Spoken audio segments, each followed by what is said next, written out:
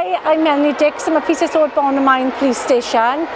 We're here today at the Swansea Tennis Centre in Brunel Way. We're here for the Eastside Festival. It's in our second year.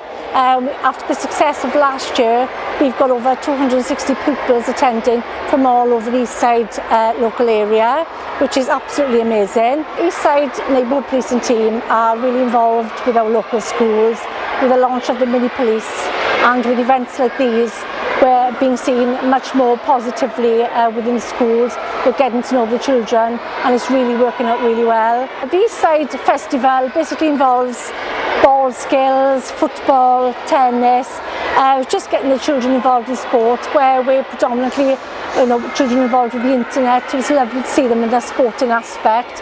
We've also got our school liaison officer here, PC Dan Underhill, who's doing a little input on internet safety and also looking at how to behave in school, how to be a good friend, etc. Massive thank you to the Tennis Centre for all the resources they provided today, and also to the teachers and schools for attending and making this a massive success. So thank you very much.